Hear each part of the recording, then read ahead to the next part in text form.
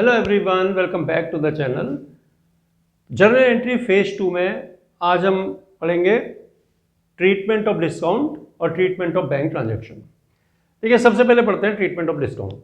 Discount क्या होता है? बिजनेसमैन अपनी सेल को इंक्रीज करने के लिए प्राइस को थोड़ा रिड्यूस करता है और कस्टमर को इस बात के लिए एनकरेज करता है कि जैसा हम चाह रहे हैं आप वैसा एक्ट करें, उसी हिसाब से आप करें एक्ट जैसा हम चाह रहे हैं। देखिए शॉर्ट में लिखा हुआ भी है, it's a method of attracting customer by reducing price को कम करके कस्टमर को इसमें अट्रैक्ट किया जाता है। It entices them to act in desired manner, और ये कस्टमर को इस बात के लिए उकसाता है या इनकरेज करता है कि जैसा हम चाह रहे हैं आप वैसा एक्ट करें, उस हिसाब से आप व्यवहार करें। दो तरह का डिस्काउंट होता है, ट्रेड डिस्काउंट और कैश डिस्काउंट। ट्रेड डिस्काउंट दिया जाता है आपको ज्यादा खरीदने पर, बल्क में परचेज करने पर, और कैश डिस्काउंट दिया जाता है टाइमली पेमेंट पर। देखिए दोनों में कुछ छोटा मोटा डिफरेंस बता देते हैं आपको। Allowed to buy in bulk, trade discount देते हैं कि आप बल्क में परचेज करिए। आपको कहेंगे आप 200, 300 या 500 यूनिट से ज्यादा खरीदेंगे तब हम आपको देंगे डिस्काउंट, या अमाउंट में बोल सकते हैं कि 10,000, 20,000 से ऊपर की आप परचेज करेंगे तब मिलेगा। जबकि कैश डिस्काउंट होता है अलाउड फॉर प्रॉम्प्ट पेमेंट, कि आप टाइमली पेमेंट करिए, आप with in a specified time, आपको बताया जाएगा कि इतने टाइम के अंदर आप पेमेंट करेंगे तब आपको ये डिस्काउंट मिलेगा। Not recorded in account books, recorded in account books. Trade discount को अकाउंट की बुक में रिकॉर्ड नहीं करते हैं, कैश डिस्काउंट को अकाउंट की बुक में रिकॉर्ड करते हैं। Allowed on both cash as well as credit transaction. Trade discount आपको कैश और क्रेडिट दोनों ही ट्रांजेक्शन पर दिया जाता है, जबकि कैश डिस्काउंट केवल कैश ट्रांजेक्शन पर ही दिया जाता है। तो आइए इनके ट्रीटमेंट समझते हैं जल्दी से कि किस तरह से इनको ट्रीट किया जाता है। देखिए ट्रेड डिस्काउंट को कैसे ट्रीट करते हैं, इसको रिकॉर्ड तो करना नहीं है अकाउंट बुक में, तो क्या करेंगे कि जितनी वैल्यू बनती है ट्रेड डिस्काउंट की उसको सब्ट्रैक्ट कर दें और नेट वैल्यू को आप रिकॉर्ड कर लें। ठीक है, subtracted from list price. List price के अंदर जो ग्रॉस वैल्यू है, जिसमें से कोई डिस्काउंट अभी नहीं कटा हुआ है, जो आपका लिस्ट पे लिखा हुआ प्राइस है, तो ग्रॉस वैल्यू में से सब्ट्रैक्ट करें, नेट वैल्यू इज रिकॉर्डेड, तो सब्ट्रैक्ट करके जो वैल्यू बचेगी उसे रिकॉर्ड करना है। देखिए दो एग्जांपल हमने लिया इसमें, purchase goods from X for 50,000 at 10% trade discount, ये क्रेडिट हो गया, एक्स से परचेज किया है। और sold goods for cash 80,000 at 5% trade discount, ये कैश सेल किया हमने 80,000 रुपये की, 5% ट्रेड डिस्काउंट इसमें अलाउ किया गया है। तो देखिए पहला वाला जो है उसको समझते हैं, ट्रेड डिस्काउंट। पहले आप लिख लें लिस्ट प्राइस कितनी है, तो लिस्ट प्राइस आपको दी हुई है 50,000 रुपीज़। अब आप करते हैं less trade discount at the rate 10%, तो 10% आ जाएगा 5,000, बच गया आपके पास 45,000। तो आपको ना तो ये रिकॉर्ड करना ना ये करना, आपको ये रिकॉर्ड करना है, तो ये हो जाएगी नेट परचेज, इसको आप रिकॉर्ड करें। तो देखिए क्या एंट्री बन जाएगी इसकी, परचेज किया आपने तो purchases account debit to X, X से परचेज किया है और यहाँ लिख देंगे हम 45,000, ये वाला अमाउंट 45,000, तो 45,000 ये हो गया। अब देखिए सेकंड, देखिए सेकंड में सेल क्या है और कैश में क्या है, तो उसमें भी यही होगा। लिस्ट प्राइस लिखना आप सबसे पहले 80,000, लेस कर दे trade discount at the rate 5% निकालना है, तो एक जीरो लेस करेंगे आप, 8,000 बचेगा, वो हो गया 10%, तो 5% उसका आधा होता है, तो आधा कर दे 4,000, तो 76। तो आपको ना ये रिकॉर्ड करना, ये ना ये करना, ये हो गया आपका, ये हो गई आपकी नेट सेल। तो अब इसको आप कैसे करेंगे रिकॉर्ड, इसमें कैश में सेल किया आपने, तो कैश आएगी आपके पास, cash account debit to sales account. तो कैश हो क्रेडिट हो उसका कुछ फर्क नहीं पड़ना है, आपने केवल क्या करना है, सब्ट्रैक्ट कर देना है ट्रेड डिस्काउंट को और जो नेट वैल्यू आती है उसे रिकॉर्ड कर देना है। तो यहाँ हम 76,000 रुपीज़ रिकॉर्ड कर देंगे। तो ये बच्चों बहुत ही आसानी से ट्रेड डिस्काउंट कर सकते हैं, जितने भी जो भी वैल्यू दिया उसमें से ट्रेड डिस्काउंट लेस करना है, नेट वैल्यू को रिकॉर्ड करना है, चाहे वो कैश है चाहे वो क्रेडिट है, उससे कोई फर्क नहीं पड़ने वाला है। देखिए कैश डिस्काउंट के दो फॉर्म हो सकते हैं, एक होता है डिस्काउंट अलाउड और दूसरा होता है डिस्काउंट रिसीव्ड। जब हम किसी से पैसा रिसीव करते हैं, जैसे हमने सेल की उसका पैसा हमें मिला, या पहले से हमने किसी को उधार बेचा होता उसमें अब हमें पैसा दिया, तो उस समय अगर हमने डिस्काउंट दिया है तो वो होता है डिस्काउंट अलाउड। और अगर हम पेमेंट कर रहे हैं, परचेज की हमने किसी से, उसको नगद पेमेंट दे रहे हैं, या पहले से किसी से हमने उधार परचेज की तो उसका अब पेमेंट कर रहे हैं, तो उस समय डिस्काउंट होता है, उसको बोलते हैं डिस्काउंट रिसीव। तो डिस्काउंट अलाउड एक एक्सपेंस है, उसको डेबिट करना पड़ता है, और डिस्काउंट रिसीव एक तरह से आपके लिए इनकम है या गेन है, उसको आपको क्रेडिट करना पड़ता है। तो ये तो टेक्निकल बातें हैं, लेकिन आप सिंपल बात याद रख सकते हैं बिल्कुल आसान तरीके से कि ये दिया तो कैश के साथ ही जाएगा, जब कैश इन्वॉल्व होगी तभी कैश डिस्काउंट एग्जिस्टेंस में आएगा। तो अगर कैश और बैंक को आप डेबिट कर रहे हो तो डिस्काउंट को भी आपको डेबिट ही करना पड़ेगा, और अगर कैश और बैंक को क्रेडिट कर रहे हो तो डिस्काउंट को भी आपको क्रेडिट करना पड़ेगा, यानी कि goes with cash bank, cash के या बैंक, बैंक मतलब अगर चेक से ट्रांजेक्शन कर रहे हो तो बैंक ट्रांजेक्शन आएगा, वो भी बताएंगे मैं आपको। तो कैश अगर आ रही है तो कैश डेबिट होगी तो डिस्काउंट को भी डेबिट कर दो, और अगर कैश जा रही है तो कैश क्रेडिट होगी, डिस्काउंट को भी क्रेडिट कर दो। तो ये तरीका इसका होगा। देखिए कुछ एग्जाम्पल की हेल्प से इनको समझते हैं। Purchase goods for cash 90,000 at 5% cash discount, goods purchase की 90,000 की कैश में परचेज की और 5% हमें कैश डिस्काउंट भी मिल गया। तो क्या एंट्री बनेगी, परचेज करेंगे गुड्स तो परचेजेस अकाउंट डेबिट, आपके पास गुड्स आई और कैश आपके पास से चली जाएगी तो आप लिखेंगे टू कैश अकाउंट। अब कैश आपने क्रेडिट कर दिया है तो डिस्काउंट भी क्रेडिट होगा, ठीक है, ये डिस्काउंट आपको मिलेगा तो डिस्काउंट रिसीव्ड इनकम होती है, तो आप लिखेंगे टू डिस्काउंट अकाउंट। अब देखिए परचेज आपकी है 90,000 रुपीज़ की, या 90 लिखिए, और कैश डिस्काउंट है 5%, तो 90,000 का 5% कितना होगा 4,500। देखिए सिंपल तरीका है, पहले एक जीरो लेस कर दे, हटा दे इसमें से 90,000 में से, तो 9 बचेगा, ये 10% होगा। इसका आधा करेंगे तो आपको 4,500 आएगा, 5%। इसमें से लेस करेंगे तो 85,500, ये आपका पहली एंट्री हो गई परचेज के साथ। ऐसी सेल के साथ है sold goods for cash 1,20,000 at 2% cash discount.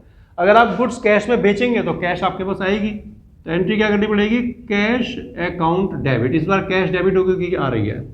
अगर कैश आ रही है और आप उस समय डिस्काउंट दे रहे हैं किसी को तो डिस्काउंट अलाउड होता है, तो वो आपके लिए खर्चा है। अब कैश क्योंकि डेबिट है, इस रूल से देखिए कैश डेबिट है तो डिस्काउंट भी डेबिट होगा, तो हम क्या लिख देंगे यहाँ पर, discount account debit to sales account. तो देखिए ये आपको सेल कितने की थी, 1,20,000 की, यहाँ 120 लिखिए, 2% आपको मिलेगा इसमें डिस्काउंट। तो 2% कैसे निकालेंगे, आप 2 जीरो लेस कर देंगे तो 1% आएगा 1,200, डबल कर दो 2,400, 2% होगा। अब इसमें से लेस करेंगे तो 1,17,600, ये आपका एंट्री हो गई। अब परचेज और सेल के साथ हो गया, लेकिन बिना परचेज सेल के आपने पहले ही किसी को पैसा दिया, वो आपको पैसा लौटा रहा है, या आपने किसी का देना आप उसको लौटा रहे हो, तो उस समय क्या होगा। तो देखिए उस समय की ध्यान रखना है, या तो क्लियर ही लिखा हो कि इतना डिस्काउंट दिया, या फिर ऐसे लिखा होता है कि रिसीव फ्रॉम एक्स इतना इन फुल सेटलमेंट ऑफ इतना, तो वो फिर समझ जाना है कि जो बीच का गैप है वो डिस्काउंट है। तो जैसे इसमें देखिए receive from x 9,800 in full settlement of 10,000, x से 9,800 मिले इन फुल सेटलमेंट ऑफ 10,000, यानी कि 10,000 का पेमेंट पूरा कैंसिल हो गया 98 पे करके, तो जो 200 रुपये आपके हैं वो डिस्काउंट के हो गए, तो आपको पैसा मिला है, तो आप इसमें लिखेंगे cash account debit, discount account debit, और यहाँ लिखेंगे 2x, 9,800 आपको दिए और देने थे कितने 10,000, तो जो बीच का गैप 200 है वो डिस्काउंट हो गया। लेकिन इसी में अगर ऐसे लिखा हो कि Y who owed us 10,000 paid 9,500 only on account. अब देखिए इसमें नहीं लिखा फुल सेटलमेंट, इसमें लिखा 10,000 देने थे लेकिन उससे रिलेटेड उसने 9,500 दिए हैं, तो इसमें अपने मन से हम डिस्काउंट नहीं दे सकते। इसमें हम क्या करेंगे, रिसीव तो हुआ है वाई से, लेकिन जितना रिसीव है उसी लिखिए बस आप, cash account debit to Y, इसमें डिस्काउंट देने की जरूरत नहीं क्योंकि ओनली ऑन अकाउंट लिखा हुआ है और फुल सेटलमेंट वर्ड का यूज नहीं है, यानी कि फुल सेटलमेंट वर्ड यूज होगा तो जो डिफरेंस रह जाएगा वो डिस्काउंट होगा, नहीं लिखा होगा तो डिस्काउंट नहीं होगा। देखिए डिस्काउंट के क्वेश्चन में कुछ ट्रांजैक्शंस ऐसे भी होते हैं जिसमें कैश और ट्रेड डिस्काउंट एक ही ट्रांजैक्शन में आपको ट्रीट करना होता है। अभी हमने सेपरेटली समझ लिए कि ट्रेड डिस्काउंट को कैसे ट्रीट करते हैं और कैश को कैसे ट्रीट करते हैं, लेकिन अगर एक ही ट्रांजैक्शन में दोनों हो तो कैसे होगा। देखिए अभी आपके यूटीज होंगे यूनिट टेस्ट, तो उसमें आपको जनरल एंट्री तो आएगी पक्का, तो उसमें ये जो मैं बताने जा रहा हूँ आपको ट्रेड और कैश डिस्काउंट एक ही ट्रांजैक्शन में, ये जरूर आपके आएंगे क्वेश्चन में। तो देखिए बहुत आसान है, कुछ ज़्यादा मुश्किल नहीं है। दो एग्जांपल हमने लिए हैं, purchase goods from X for 1 lakh at 10% trade discount 5% cash discount terms paid to him 40% amount in cash. देखिए क्या लिखा है कि एक्स से गुड्स खरीदी 1 लाख की, 10% ट्रेड डिस्काउंट है, 5% कैश डिस्काउंट है, 40% पैसा कैश में दे दिया, और वाई को गुड्स बेची 80,000 की, 5% trade discount 5% cash discount terms पर ही पेड 70% अमाउंट इन कैश, उसने 70% पैसा कैश में दिया। तो इनको सॉल्व करना पड़ता है हमको पहले। आपको देखिए क्या समझना है कि ट्रेड डिस्काउंट और कैश डिस्काउंट दोनों है। तो ट्रेड डिस्काउंट तो आप ग्रॉस वैल्यू पे दे देंगे, यानी कि जो लिस्ट प्राइस है उस पे दे देंगे, लेकिन कैश डिस्काउंट आप केवल उसी पे देंगे जो कैश ट्रांजेक्शन हो गया, यानी कि जितना पैसा कैश में आया है गया। तो इनको पहले सेग्रीगेट करना पड़ेगा। देखिए हम एग्जाम्पल 1 को सॉल्व कर रहे हैं पहले। तो क्या लिखेंगे यार, लिस्ट प्राइस। सबसे पहले लिस्ट प्राइस देखिए कितना है इसका। लिस्ट प्राइस है 1 लाख रुपीज। इसमें से आप लेस कर दें trade discount at the rate 10%। 10% trade discount है, यानी कि 10,000 हो जाएगा। इसको आप लेस कर दें तो बच गया 90,000। तो ये तो रिकॉर्ड कर रहे हैं नहीं, यहां से रिकॉर्डिंग शुरू होगी। ये हो गई आपकी नेट परचेज। अब ट्रेड डिस्काउंट तो आपने सब पे देना था, तो आपने पूरे अमाउंट में से लेस कर दिया ट्रेड डिस्काउंट के, बच गया आपकी नेट परचेज। अब आपको क्या करना है कि कैश डिस्काउंट भी देना है, लेकिन कैश डिस्काउंट जितना कैश आप पे करेंगे उतने पे देना होगा आपको। तो यहां पर आप निकालें कि आपने कितनी कैश दी और कितना क्रेडिट है। तो कैश कितनी दिया है, पेड टू हिम 40%, 40% हमने कैश दिया है और 60% हमारा क्रेडिट हो गया। अब देखिए 40% निकालना है तो एक जीरो लेस कर देंगे, 9,000 बचेगा, ये हो गया 10%। तो 4 से इंटू कर दो 40 हो जाएगा। तो 9 4 जा 36 और 9 6 जा 54। तो ये आपका कैश और क्रेडिट आ गया। तो इसको तो आप ऐसे ही छोड़ दें तो इस पर कोई डिस्काउंट नहीं मिलेगा कैश का, कैश डिस्काउंट इस पर मिलेगा। तो हम आगे करेंगे less cash discount at the rate. कितना कैश डिस्काउंट, 5% है। 5% निकालना है, फिर वो एक जीरो कम करेंगे, 3600 बचेगा, ये हो गया 10%। आधा कर लो 1800, ये हो गया 5%। लेस कर देंगे 34,200, ये हो गया कैश पेड। इतना कैश हम उसको पे करेंगे, ये डिस्काउंट होगा। तो एंट्री क्या बनेगी देखिए, एंट्री आपकी बनेगी, कैश आपको पे परचेज किया ना आपने गुड्स, तो आप लिखेंगे परचेजेस अकाउंट डेबिट। कितनी परचेज हो गई, 90,000 रुपीज़ की, जो ट्रेड डिस्काउंट लेस करके बच गया हमारे पास, ये नेट परचेज है। अब इसमें से हमने कुछ पैसा कैश दे दिया है टू कैश अकाउंट। कितना दिया, 34,200। अब कैश के साथ ही डिस्काउंट चलेगा, तो डिस्काउंट कितना है, 1,800। तो हम यहाँ लिखेंगे टू डिस्काउंट अकाउंट 1,800, और जो पैसा उधार रह गया उसके लिए एक्स का नाम लिखा जाएगा 2x। कितना आ जाएगा, 54,000 रुपीज। ये हो गया। देखिए दूसरा एग्जांपल में क्या लिखा है, sold goods to Y for 80,000 at 5% trade discount, 5% cash discount terms. ही पेड 70% अमाउंट इन कैश। 70% पैसा कैश में दे दिया। तो अब हम क्या करेंगे, यहीं पर इसकी भी वर्किंग बना लेते हैं पहले, और फिर एंट्री आपको करके दिखाते हैं।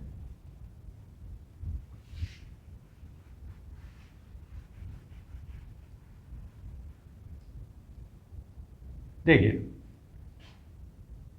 एग्जाम्पल 2, लिस्ट प्राइस पहले लिखते हैं। लिस्ट प्राइस है 80,000, less trade discount at the rate 5%, 4,000 rupees आप लेस कर दें, 76 बचा। ये तो आपने रिकॉर्ड ही नहीं करना, ये आपकी हो गई नेट सेल। अब नेट सेल, अब देखिए ट्रेड डिस्काउंट तो आपने पूरी वैल्यू पे दे दिया, बच गई नेट सेल। अब नेट सेल में जितना कैश ट्रांजेक्शन यानी कि कैश पार्ट है जो उसका, उस पर ही आप कैश डिस्काउंट देंगे। तो कैश कितना है, 70% कैश दिया है, तो कैश हो गया 70% और क्रेडिट हो गया 30%। तो अब हम क्या करेंगे, 76 में से अगर हम 1 जीरो हटा देते हैं तो 7,600 बचेगा, 10%। तो इसको हम 7 से इंटू कर देते हैं। तो देखिए 0 0 7 6 जा 42, 7 जा 49 और 4 53। इसमें से लेस कर लो या 30% निकाल लो। तो 0 0 3 6 जा 18, 3 7 जा 21 और 1 22। ये तो हो गया क्रेडिट, इसको ऐसे छोड़ दीजिए। यहाँ लिखेंगे आप less cash discount at the rate, कितना देना है, कैश डिस्काउंट भी 5% है, लेकिन कैश डिस्काउंट इस पर दिया जाएगा, पूरे पर नहीं दिया जाएगा। तो इसका 5% कितना है, देखिए 5320, ये एक जीरो कम करे 10% है, आधा कर देंगे तो आपका कैश डिस्काउंट आ जाएगा। तो 2 2 जा 4, 2 6 जा 12, 2 6 जा 12, 2660 लेस कर लो 4, 11 में से 6 गया 5 0 5, ये हो गया कैश रिसीव्ड। इतनी कैश मिलेगी हमको क्योंकि सेल कर रखा है। तो कैश मिलेगी तो एंट्री क्या बनेगी, कैश अकाउंट डेबिट, साथ ही साथ डिस्काउंट भी आएगा, डिस्काउंट अकाउंट डेबिट, और क्रेडिट के लिए हम लिखेंगे वाई डेबिट।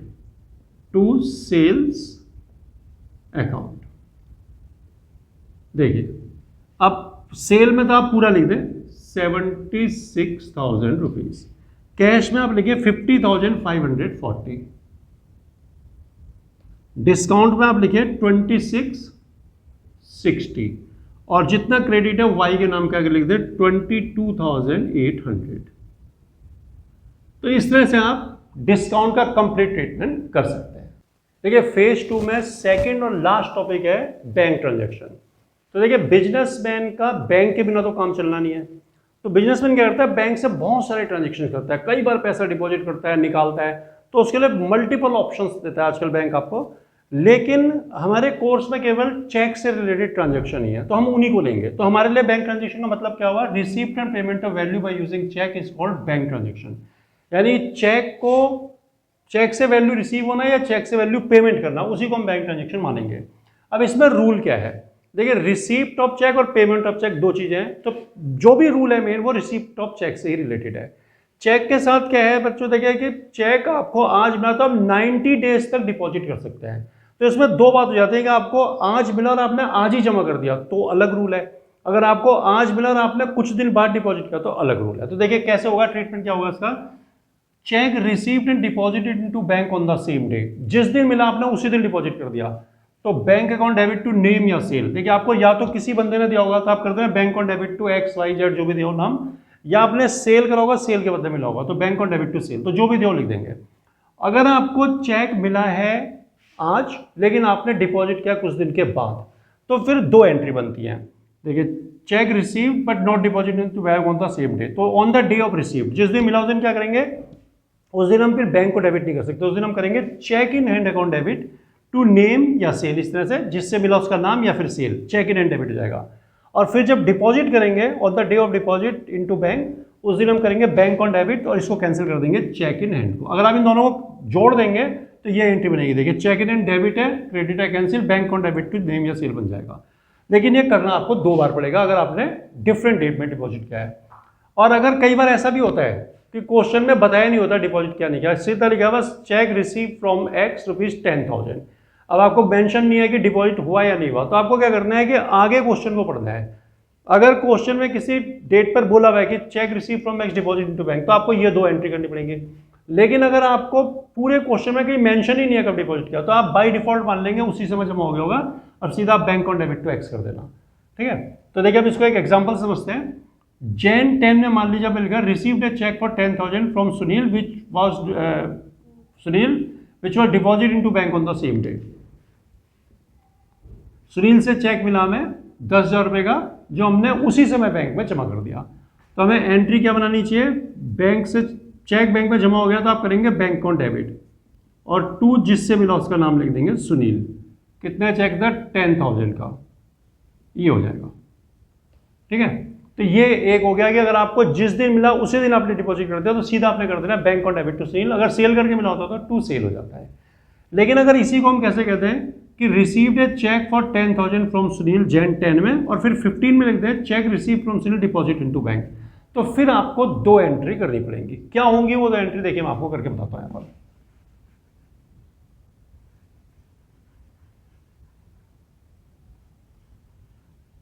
अलग अलग डेट में आपको करनी पड़ेंगे। पहले आप करेंगे Jan 10 में, जिस दिन आपको मिला उस दिन आप क्या करेंगे, ये वाली entry cheque in hand account debit, cheque in hand account debit to Sunil, वही कस्टमर है लेकिन बस क्या हो गया कि आपका पेमेंट जो मिला है वो आपने डिपॉजिट बाद में किया बैंक में, तो यहाँ 10,000 आप लिख दो उस दिन।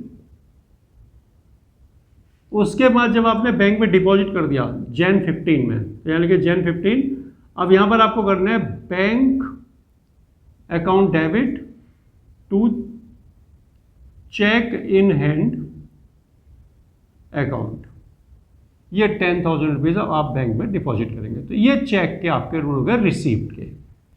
देखिए दूसरा होता है बैंक ट्रांजेक्शन में पेमेंट बाय इशूइंग चेक। अगर हमने चेक से पेमेंट किया किसी को तो उसमें हमें इससे कोई मतलब नहीं है कि उसने जिस बंदे को हमने चेक दिया उसने कब डिपॉजिट किया या नहीं किया, आज क्या कब के, कभी भी कह रहे उससे हमें कोई मतलब नहीं है। हमें सिर्फ क्या करना है जिसको हमने चेक दिया है हम उसको डेबिट करेंगे, या फिर हमने परचेज करा है तो परचेज अकाउंट को डेबिट करेंगे। तो यहां पर हमने राम को चेक दिया तो हम करेंगे Ram debit to bank account, ये हो जाएगा। और यहां पर आपने 15,000 रुपीज लिख देना है। अगर आपने यही परचेज के लिए किया होता तो purchases account debit to bank हो जाता, ठीक है। तो इस तरह से आप आसानी से बच्चों कर सकते हैं, कोई ज़्यादा दिक्कत की बात नहीं है। इनकी खूब प्रैक्टिस करिए। कोई भी आपकी अगर क्वेरी हो, कोई आपको डिफिकल्टी हो तो आप कमेंट में उसको मेरे को बताइए, मैं उसको पूरी कोशिश करूंगा सॉल्व करने की। और कंटेंट अगर आपको ठीक लगता है तो चैनल को लाइक और सब्सक्राइब जरूर करें।